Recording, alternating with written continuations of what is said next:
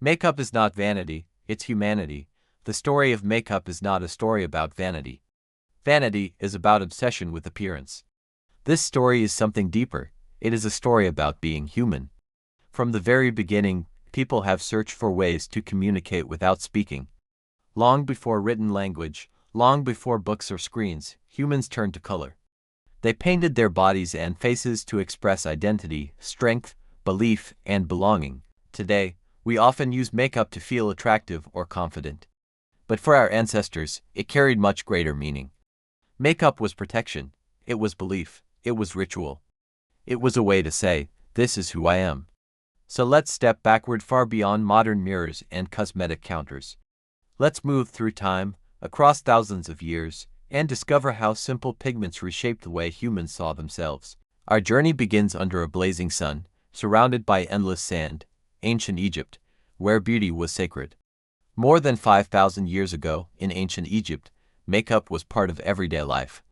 It wasn't reserved for women, royalty, or the elite. Men and women, rich and poor alike, used it. Why?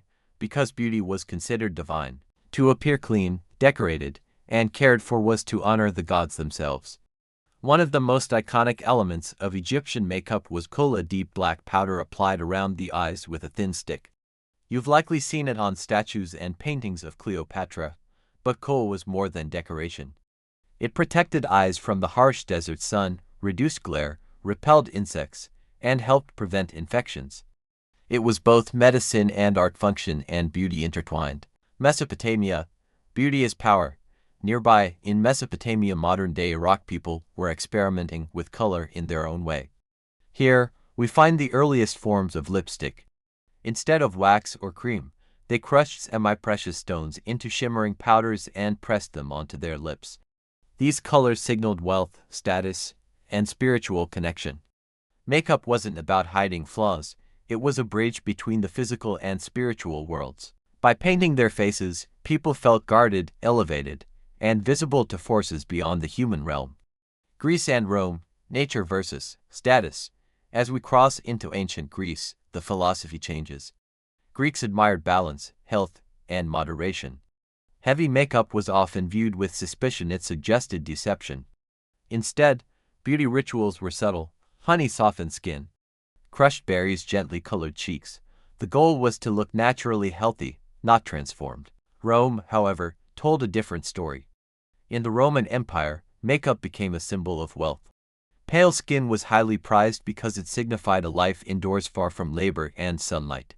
To achieve this look, women used white lead powder. At the time, no one understood how dangerous it was. Slowly, it damaged skin, poisoned the body, and caused long-term illness. For the sake of fashion, people were harming themselves, an unsettling reminder that beauty standards have always come at a cost. The Middle Ages, beauty suppressed. As Europe entered the Middle Ages, attitudes shifted once again. The church held enormous power, and makeup was condemned as sinful. Altering one's face was seen as deceiving God. Color disappeared. Faces were expected to be plain, untouched, and modest. Beauty itself became something dangerous, tempting, even immoral. The Renaissance, beauty reborn. Then came the Renaissance, and with it, a rebirth of art, science, and self-expression. Makeup returned dramatically. Queen Elizabeth I became the era's most iconic image: stark white skin, vibrant red hair, and bold features. White lead was still used, along with rouge red pigment applied to cheeks and lips. The ideal was porcelain perfection, but the cycle of damage continued. Lead caused scarring, which required more makeup to hide.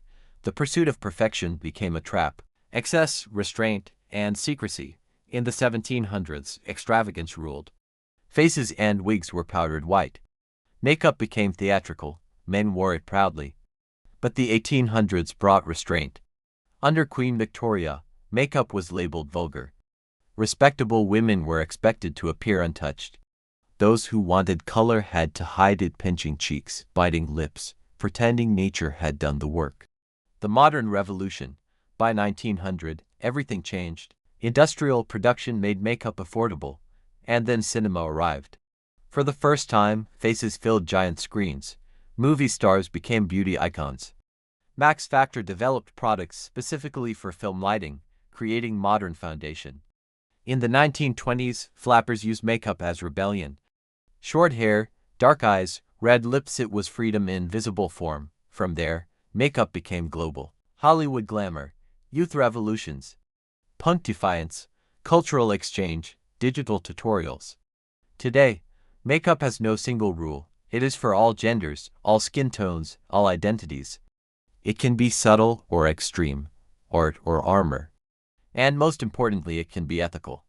After centuries of poison and harm, we now seek cruelty-free, vegan, and sustainable beauty, what makeup really is. Makeup does not create beauty, it reveals stories. When societies are strict, makeup disappears.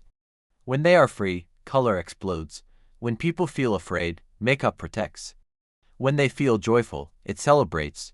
Your face is not a mask, it's a map. Every line, every choice, every shade reflects your journey. So the next time you hold a lipstick or open a powder jar, remember, you are part of a human tradition thousands of years old. From Egyptian deserts to Roman halls, from royal courts to Hollywood lights, you are already beautiful. Makeup simply helps the world see it.